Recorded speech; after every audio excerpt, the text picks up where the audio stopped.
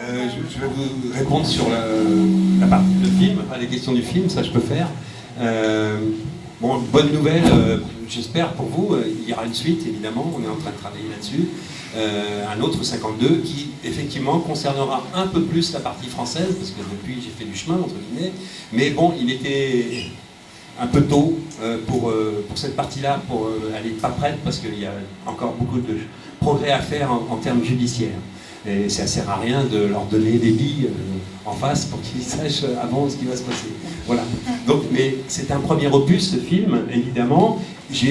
Moi, ma conviction, c'est donc une affaire strictement marocaine, effectivement menée par des branquignoles français, qui sans foi ni loi, on va dire, hein, qui ont, pour certains d'entre eux, trois en tout cas, ont officié à la Gestapo française, rue Lauriston.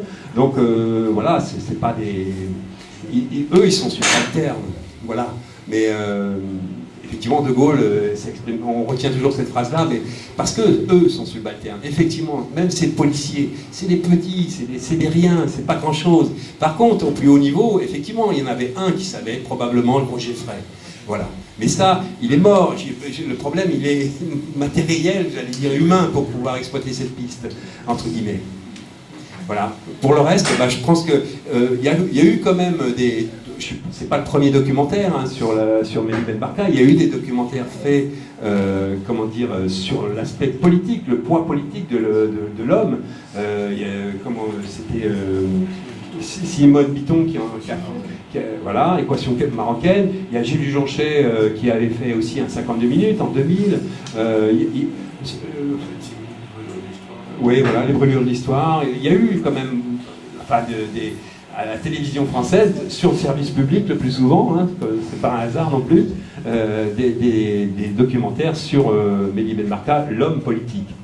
Voilà, moi c'est tout ce que je peux. Pour le reste, moi je suis pas marocain. Merci beaucoup à tous. Même pour les gens qui sont venus partager leur expérience. Enfin, vous qui êtes venus parler du film que vous avez réalisé, et tous les gens qui sont impliqués de près ou de loin là-dedans. Moi, j'ai une question en fait aux familles de ces héros morts en gloire quelque part. Je voulais savoir en fait comment vous articulez le fait que d'un côté, quand on perd quelqu'un de sa famille de cette façon, on est à la recherche d'une vérité, et à chaque fois qu'il y a une lueur, même quand on sait peut-être d'avance qu'elle est biaisée, quand il s'agit par exemple d'instances d'équité, de réconciliation qui ne sont ni équitables et qui ne réconcilient rien du tout, mais quoi qu'il en soit, on espère toujours qu'il y aura peut-être quelque chose parce que il y a une quête de vérité, il y a un manque, il y a un deuil qui doit toujours être fait. Et d'un autre côté, le fait que ces gens disparus-là, c'était des militants, c'était des gens qui portaient des projets, qui avaient des projets politiques, qui soient du même bord ou pas, peu importe, mais qui avaient des projets qu'on peut qualifier globalement de démocratiques et que donc aussi les honorer, leur porter... enfin, honorer leur mémoire, c'est peut-être quelque part continuer leur acte militant et perpétrer en fait leur mémoire aussi militante. Et quand vous parliez de mémoire, aujourd'hui, nous en tant que jeunes, on sait plus ou moins qu'il y a eu des disparitions, on ne sait pas dans quel contexte, on ne connaît pas tous les noms. Moi j'ai honte de ne pas connaître tous les noms. Ben Barka on connaît évidemment, le reste on ne connaît pas. Est-ce que dans, par exemple, la création, je reviens sur la création de la journée le 29 octobre, donc création du disparu marocain, est-ce que de la part, du côté des familles et des gens qui sont engagés dans cette cause, il y a une volonté justement de repolitiser ces disparitions pour en faire en fait un matériel politique qui est à réutiliser aujourd'hui et qui est à réexploiter? C'est difficile de répondre à la question.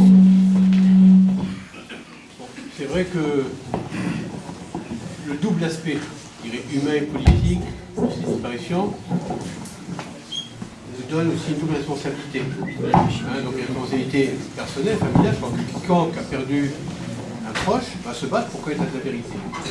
Mais c'est encore plus, je dirais, il y a une exigence beaucoup plus forte parce que ce sont des personnalités qui ont joué un rôle dans l'histoire de leur pays et au-delà de leur pays pour ça.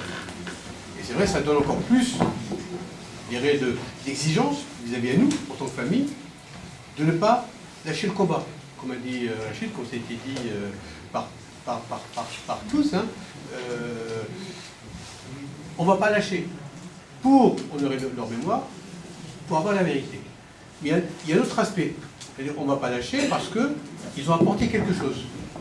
Une réflexion politique, un combat politique, une ligne politique. Et notre rôle aussi à nous, en tant que famille, mais ça c'est le rôle aussi de tous les militants, c'est de garder vivante cette mémoire et cet apport. Alors, comment? C'est pas simple. Hein, par exemple, pour Beldi, pendant des décennies, le pouvoir marocain a essayé d'occulter totalement même son nom. Hein, et je crois que notre résistance en tant que famille, mais aussi la résistance de tous les militants, hein, face à cette volonté d'effacer la mémoire, fait qu'aujourd'hui, il y a encore des jeunes qui savent qui est Mehdi Boulmerka, mais bien sûr, pas suffisamment de ce qu'il a fait. Et ça aussi, c'est notre devoir, notre rôle. Je sais que, bon, nous aussi, chacun dans son coin peut-être le fait de manière modeste. Hein, on a fondé l'Institut Mehdi Boulmerka Mémoire Vivante pour précisément pouvoir apporter aux nouvelles générations qui n'ont pas côtoyé Mehdi, leur apporter un petit peu de ce qu'il a laissé comme réflexion, comme écrit, comme espoir à l'époque au Maroc. Bien sûr, tout cela est à actualiser aujourd'hui. Et ça aussi, c'est le combat des militants. Hein, de s'approprier cet héritage pour en faire aussi un outil pour l'avenir. C'est pas facile, hein, parce que bon, quand on publie, il faut aussi pouvoir apporter ces publications. Il faut qu'aux jeunes qui sachent que ça existe, qu'ils puissent lire. Les universitaires commencent à travailler un petit peu dans des travaux de recherche avec toutes les difficultés qu'on connaît par rapport au Maroc, hein, de la censure, de l'autocensure, par rapport à certains problèmes. Et je sais que c'est un débat, hein, c'est vrai, c'est un débat. Comment garder cette mémoire présente et comment la rendre vivante pour que les générations actuelles puissent en profiter. Je peux compléter par rapport à l'affaire, entre guillemets. L'affaire Benbarka, elle représente un aspect judiciaire intéressant, justement, comme disait Louis Joinet. Les juges qui se sont succédés ont malgré tout, alors certains c'était plus compliqué, mais d'autres ont quand même se sont battus pour que cette affaire ne soit jamais prescrite. Mais ce qui est intéressant également, c'est qu'aujourd'hui, 50 ans après l'affaire, c'est un dossier vivant, actuel, et qui empêchera, si vous voulez, quelque part, il y a une épée de Damoclès indépendante. Hein. C'est pas un juge marocain, c'est pas la justice marocaine qui poursuit. Elle a été neutralisée entièrement par l'IER. Donc il n'y a pas de poursuite faite au Maroc contre les tortionnaires, contre les assassins, ou tous ces gens-là. Par contre, l'affaire Mehdi Benbarka est instruite en France. Je crois qu'elle est indépendante, la justice française. Je repasserai le micro tout à l'heure à Louis Joinet. Ça a progressé un peu.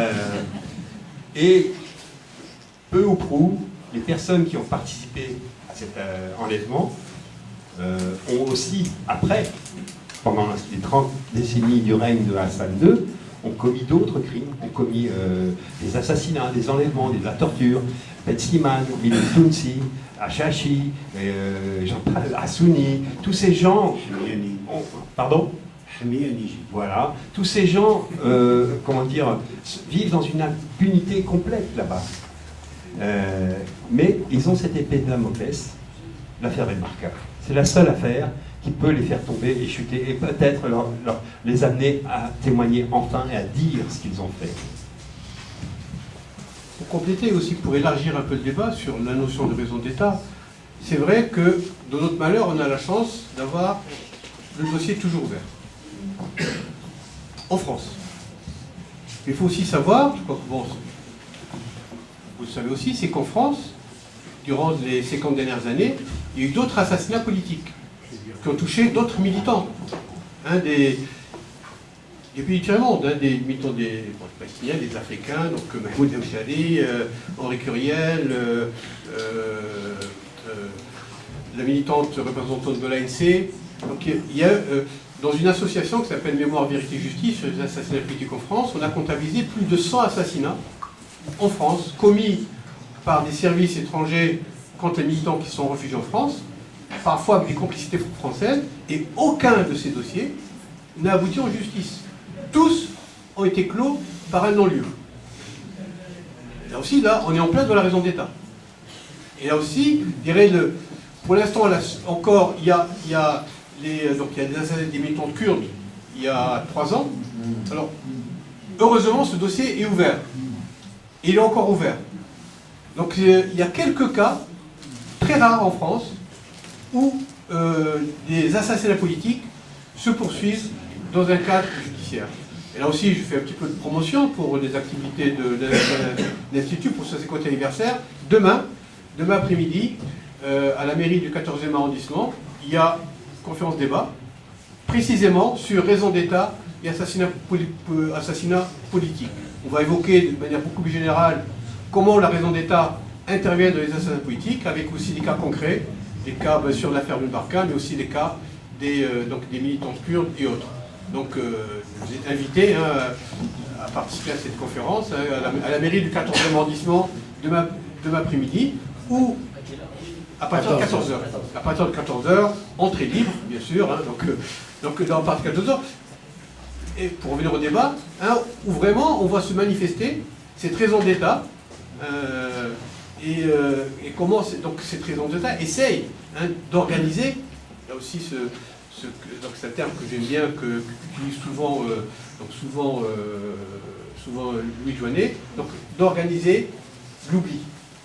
Et je crois que notre combat, nous, plus précisément, c'est d'empêcher l'oubli et plutôt d'organiser la continuation et le ravivement de la mémoire.